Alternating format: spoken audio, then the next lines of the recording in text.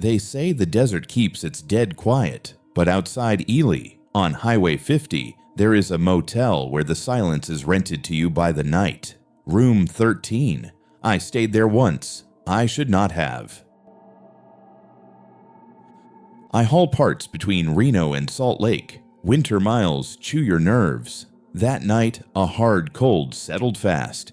The forecast missed it.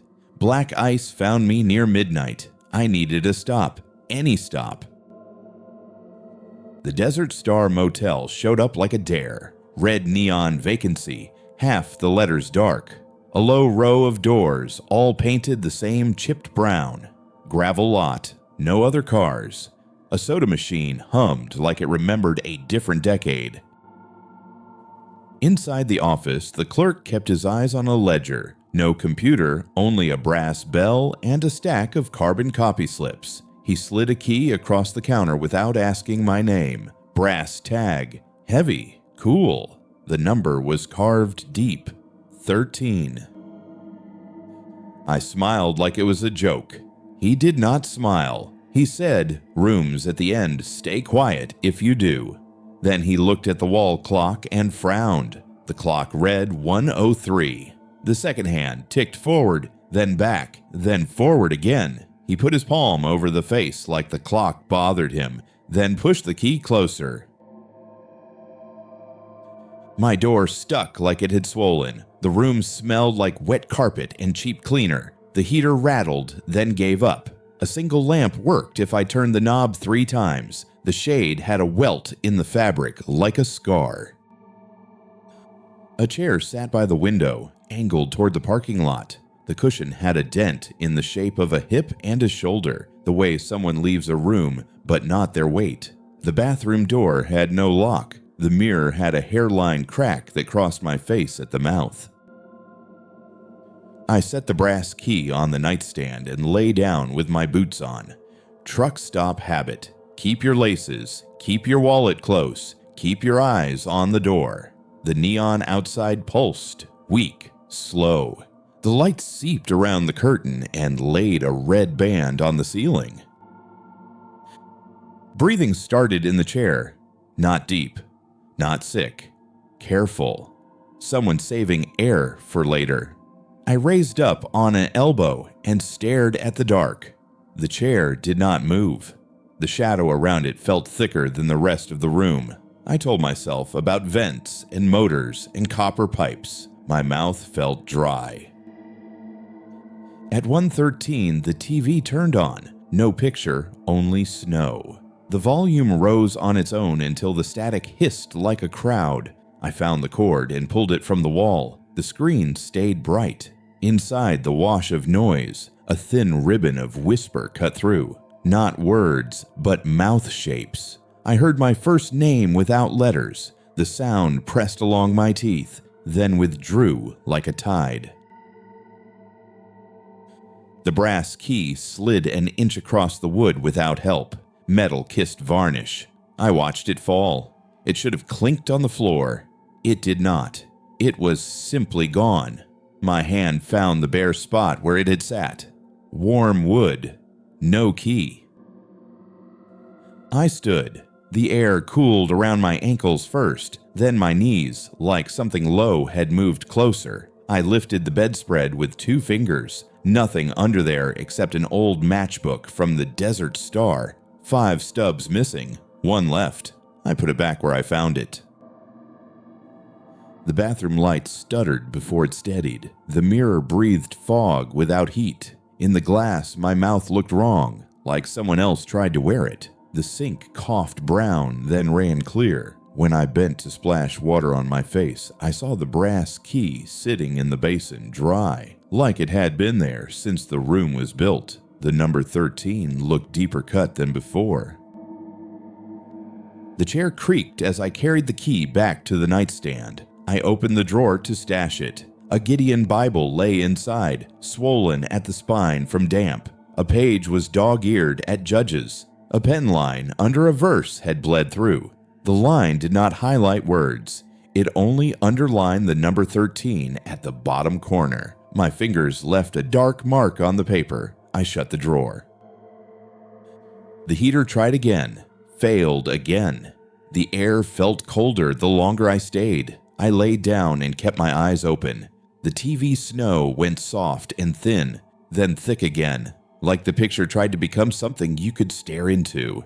I stayed on the bed and counted my breaths to calm my chest. The phone rang once, not the room phone. A ring from the next room over, muffled, old. The sound traveled through the wall and sat in my ear. I counted 6 rings, then silence. The chair in my room creaked once for each ring, slow, like someone rocked in time with it. Footsteps crossed above the ceiling, a slow circuit from door to window to door. The Desert Star had only one story. The sound kept a measured pace and paused over my bed. The plaster dusted down on my blanket in a soft drift, fine as flour. I brushed it away with the back of my hand and watched it gather itself back toward the ceiling, like it missed where it came from. I checked the deadbolt and the chain twice.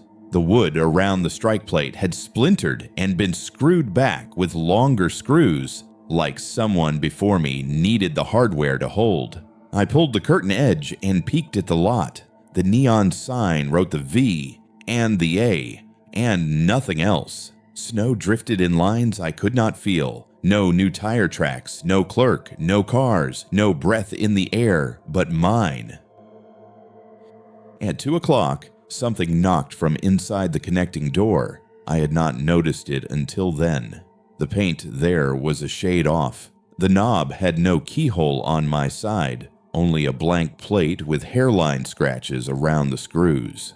3 knocks, spaced like a practiced rhythm. I did not answer. The knocks stopped. A whisper leaned through the paint. My name again, shaped without sound, pressed along my gums. I spoke once, low, steady. Housekeeping in the morning. It came out like a stranger in my throat. The chair sighed and settled. The TV hiss dropped. The connecting door grew quiet enough to make my ears ring. I lay down, shoes on, jacket zipped, key in my palm. The brass felt warmer now. My neck prickled, then eased. I must have slept. The alarm clock woke me, though I never said it. The red digits read 1:13 again. Outside, the sky had the color of early dawn. The digits flickered. 1:14, then 1:13, then both at once. The clock hummed in 2 notes and neither one fit. I pulled the plug.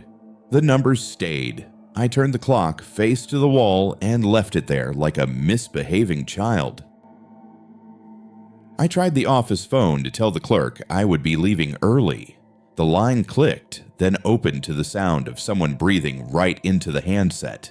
The breath matched mine. When I held my breath, it held, then exhaled a second sooner, pleased with itself. I hung up and put my hand flat on the desk to steady it. The desk held a Geist log under a plastic cover. Names and dates, some inked, some carved with a ballpoint until the tip snapped. Every 13th line was blank, then scored through.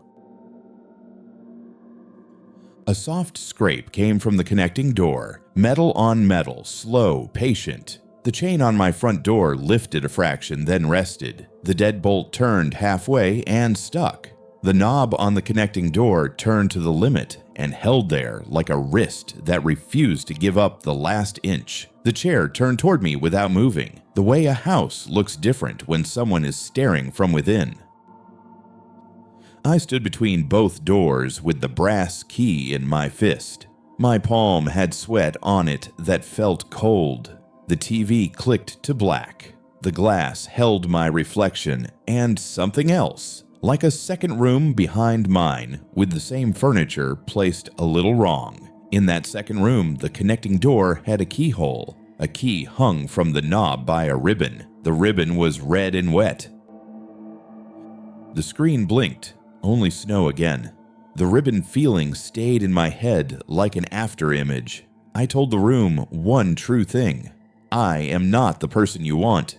The heater coughed, then started at last, blowing air that did not warm. The key in my fist cooled a degree. The chain on the front door settled to its original angle. The knob on the connecting door released the last half turn and came back to rest. The chair stopped watching.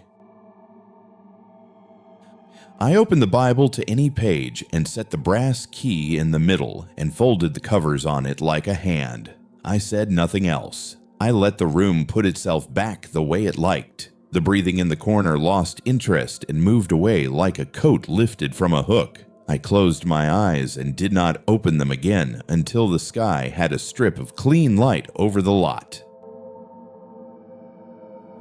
Morning smelled like copper. The carpet was dry. The chair faced the window again. The TV was dark and unplugged. The alarm clock had no numbers at all, only a blank face that reflected the lamp. The connecting door looked like any door that never opened, scuffed at ankle level by suitcases that brushed past. The brass key waited on the nightstand where I had not left it. The number 13 did not look cut anymore. It looked grown, like a knot in wood. I pocketed it and checked out. The clerk had the ledger open to a page with my room number line left empty. He slid the receipt across without looking at me. When I handed him the key, his hand hovered, then closed around it like he did not want me to change my mind. He set it on a hook behind him. The hook was painted with a small mark that read 13 times. I asked him what happened in that room. He said, "People talk to hear a voice and get one back. That is not theirs." He said, "If you hear breathing, give it yours only as a loan." He said, "Do not take the key with you, or you will never return it." Then he pushed the receipt toward me and told me to sign anywhere except the 13th line. I drove. The desert took back the distance fast. The radio held a station clean for 10 miles, then fell into a hush. The hush had a sound in it, like a finger on a drinking glass, far away. I turned the dial and found only more hush. My throat itched. I swallowed and kept swallowing until it stopped. In Wendover, I reached into my jacket for my wallet and touched brass. The weight of the key in my pocket made no sense. I had watched the clerk hang it up. I set it on the passenger seat and stared at it while I idled at a pump. The number looked deep again. The edges looked wet. I put it back in my pocket and drove to a post office and mailed it to the motel with no note. 3 days later, a padded envelope came to my home box with no return and my own handwriting on the label. Inside lay the key and a strip of red ribbon. The ribbon stained my fingers a light pink, the way newsprint smears. I washed my hands, and the color did not leave until morning. I keep the key now in a jar of salt under my sink, lid tight, tape over the lid. Some nights the jar is cold to the touch. Once a month, I turn it 1/4 and put it back. When I pass motel exits in Nevada, I keep my eyes on the highway and count, not out loud, only with my pulse. If a night clerk slides you a brass tag with 13 carved deep, ask for a different room. If a chair breathes when you close your eyes, let the room keep its air. Do not answer the voice that shapes your name without using it. Subscribe for more original horror stories.